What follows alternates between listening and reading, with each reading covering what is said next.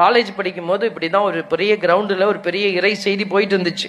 நான் போய் உட்கார்ந்த நேரம் அவர் என்ன சொன்னார், நீங்கள் எல்லாம் பாவிகள் பாவிகள் பாவிகள். அந்த விரல் என்கிட்ட வந்த உடனே குறுகுறுன்னு இருந்துச்சு. படுபாவி வந்து உட்கார்றேன், என்னைய பாவிங்கிறான். விடல அவர் திருப்பி இப்படி வந்தார், நீங்கள் எல்லாம் பாவிகள் பாவிகள் பாவி.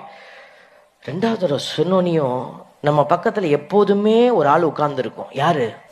உங்க சொந்தக்காரங்க தான். சொல்லுங்க யாரு? பத்தியா வீட்டு சொந்தக்காரங்களாம் சொல்லிட்டாங்க. சும்மா நகைச்சுவைக்கு சொல்றேன். பிசாசு உட்கார்ந்து இருக்கும். அந்த பிசாசு அன்னைக்கு என்கிட்ட பேசிச்சு, நீ பாவியா? இல்ல, நான் என்ன பாவம் பண்ணேன்னு இந்த படுபாவி என்னைய பார்த்த பாவிங்கிறான். அப்ப திரும்பி பார். திரும்பி பார்த்தேன், ரோட்ல நிறைய பேர் போயிட்டு வந்துட்டு இருந்தாங்க. அப்போ அந்த பிசாசு சொல்லிச்சு, அவன்லாம் பாவியா? ஏன் உள்ள வரல? அவன்லாம் உள்ள வந்தவன்லாம் பாவி ஆயிட்டான். நீ எந்திரிச்சு வெளியில போயிடு, நீ பாவியா இருக்காத. அன்னைக்கு எந்திரிச்சு போயிட்டேன். ஏன் போனேன்? அன்னைக்கு நான் பாவியா இருந்ததுனால ஆண்டவருடைய சத்தத்தை என்னால கேட்க முடியல.